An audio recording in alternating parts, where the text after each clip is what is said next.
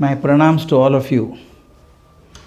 At the outset, I congratulate you on your graduation day of this beautiful institute called the National Institute of Early Childhood Care and Education. You have completed your training in pre-primary education. I have had the privilege of working at all levels in education. I say guiding PhD students is the easiest because both of them do not know, they have to discover together. Teaching masters is not a problem at all. Nobody will ask questions in the master's class. In bachelor's program, some people ask some questions. PUC is little more difficult because children are career focused. High schools are more difficult. Primary is very difficult. Pre-primary is exceedingly difficult. You require tremendous ability to manage small children. They are like angels. They can ask any question under the sun. Manage their emotions require that you manage your emotions properly. If you don't manage your emotions properly, you will never be able to handle small children. I have a simple theory. Until you become a child, you can't teach a child. Simple. If you don't become a child, you should forget yourself. Forget your mind, forget your body, be with the child, dance with the children, sing with the children, then only you can teach children properly. Children like you so much. They are such innocent minds. They can ask any question under the sun. I have had wonderful experiences of that. I asked the students, you can ask any question that you want.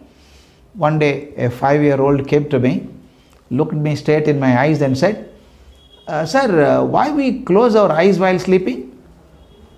Why should we close our eyes while sleeping? This question, higher class children will never ask. I didn't know what to answer.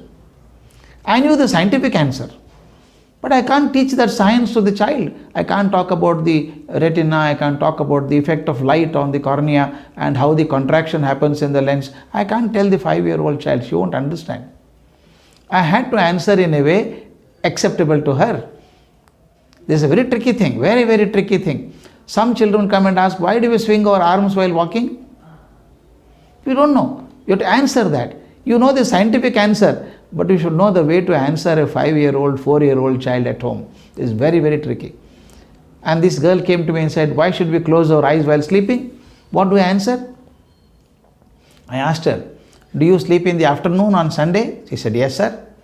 Is there a window near your bed? She said, yes, sir. Will sunlight come through the window? She said, yes, sir. Then what do you do?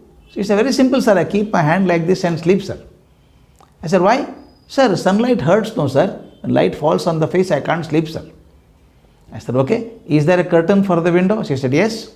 Why don't you pull the curtain and then sleep? Yeah, yes, sir. That's correct, sir. Then I told her, God has given you lovely curtains called eyelids. Draw them down and sleep. You sleep well. Then she smiled and said, yeah, I know why we close the eyes. This is not the correct scientific answer, but that is the answer child will accept. Unless you are very creative, you can't handle small children. And I tell you, those are angels, as I told earlier. They come to you.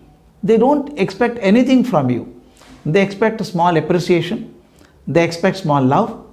Imagine as you get into the school, child comes running from that corner, panting for breath and says, good morning, miss. Why is she running all the way to say good morning to you? What is she expecting from you? One smile. One good morning, a pat on the back is more than enough. Child is so happy, she will go jumping back. But if you are grumpy, hey, good morning, and go away, do it 3 times, 4 times, the child will not come to you. Children are your mirror images. They behave with you as you behave with them. If you are affectionate to them, they are affectionate to you. You maintain distance and stand away, they will also stand away from you. Therefore, be kind to the children, be affectionate. And one more message I want to pass it on to you on this graduation day. Most important. Children don't listen to what they hear from you. They don't listen what you say, but they will always follow what you do. Be careful. Very, very careful. It must have happened to you when you go to the school with a particular dress. Have you not seen some children coming running to you and saying, ma'am, the flower is so nice, ma'am. The sari is so good, ma'am. Your dress is so nice, ma'am.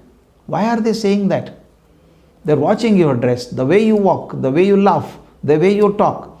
They register in their mind. Be careful, be careful. And in city, when you travel, they mention CCTV surveillance. There are CCTVs elsewhere. In the school, you have got hundreds of CCTVs watching you. Child watches you. Child will always follow what you do. You go to the class late, child will start believing that late coming to the class is not a problem. It becomes a value for her. If you are talking at a very high pitch and loud, child also starts talking like that.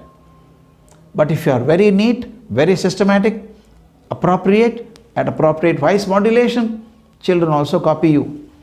The best way you can impart training to small children is to behave the right way, the kind of dress you wear, the way you walk. Even when you are walking in the corridors, children come with you, talk to you. How do you talk to them? Everything depends on what you live. Please remember, the 5 minutes that you spend affectionately with the child could be a turning point in the life of a child. Turning point in the life of a child. I have seen this happening through my life. I have seen a 10-year-old boy, 6-year-old girl. They come back to me now today, they are 25, 26, 30. They come and tell me, sir, the story you told me on that day, sir, I still remember, sir. So beautiful. Children's mind is like a wet floor. Cement flooring is done and they are waiting for it to be cured, and somebody walks on that. What will happen? The footprints are permanently imprinted there. It remains there. Similarly, whatever you do remains with them for all times to come. Children don't forget their pre-primary teachers. Another thing is, children ego is highest when they are 5-year-old. 5-year-old. The brain is almost completely formed. Emotions are developing. This is a beautiful age that you do. This age you give the right values, right attitudes, it remains with them. There is an English proverb which says, child is the father of man. What does that mean? Child is the father of man. If you want to know, if all of you want to know how you will be at the age of 80 or 85, ask your parents or elders at home, how were you at the age of 5? You will become that afterwards. The same childhood repeats itself. Once you cross 70, the same childhood comes back to you. If you have gone through poverty in the childhood, the poverty will start haunting you when you become old.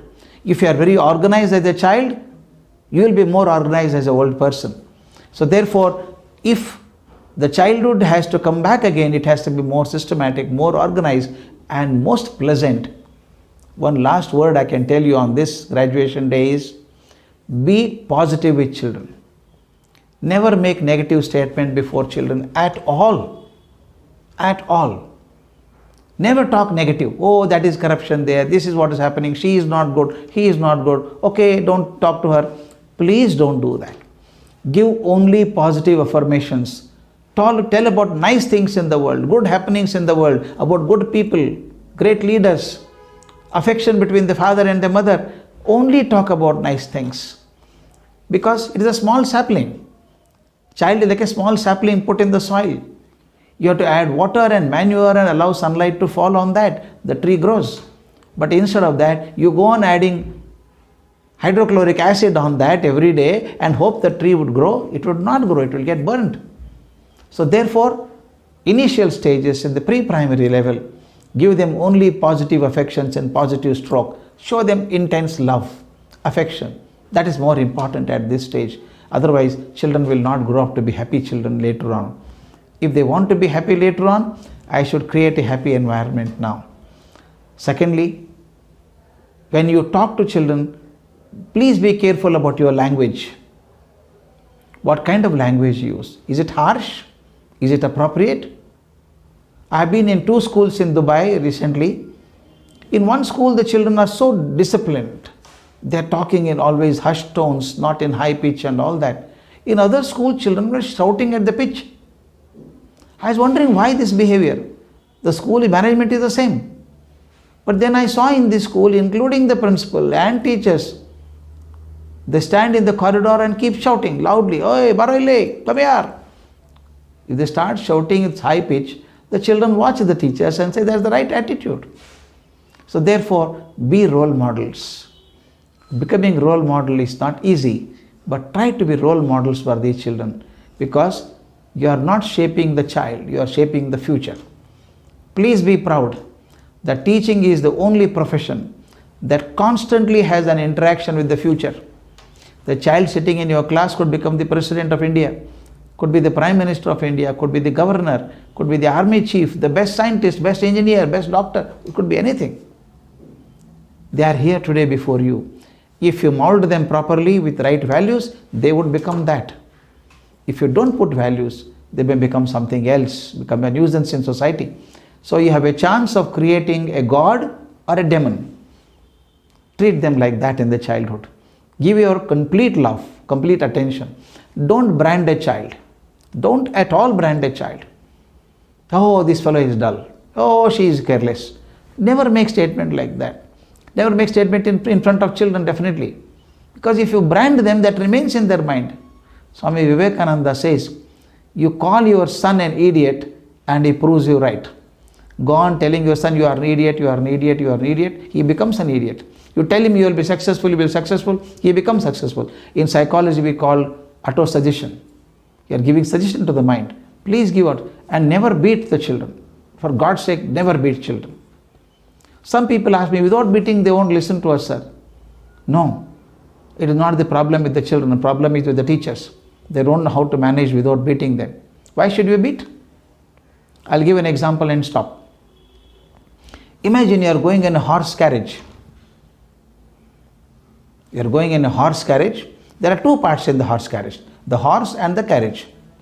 If you want to go quickly and fast, whom do you beat? Do you beat the horse or the carriage? You beat the horse, obviously. Beating the cart will not go fast. Right? Similarly, when the child is adamant, she is not willing to do anything, she is remorse. There are two parts in the child. One is the mind, other is the body. Which one is not willing to study? It's not the body. Body is sitting there only. It is the mind which is not willing to study. Then why are you beating the body? You like beating the cart? Don't beat the body. Beat the mind. Understand the mind of the child. Give appropriate suggestions. Push the child. Encourage. Sometimes pull back. Push them. Put in competition with somebody else. Be positive. That is the way to change children rather than beating. Beating is negative. Beating is negative. And it's the failure on the part of the teacher that you are not able to understand the mind. Without understanding the mind, we are beating the body. Understand, you have been taught beautifully, I am sure, in this institute, and Sampath Kumar is my best friend. He has been doing great job in training teachers at the pre-primary level, and he has produced so many teachers in different schools. I am sure you would have learned all these techniques in the school, but in graduation day, it is a kind of a recap that I am trying to do. Understand the children's emotions, observe your emotions as well. Your emotions should be perfectly balanced in managing the child. May God be with you in this process of training children. You are fortunate, you are dealing with angels. Only fortunate people get the opportunity of handling angels.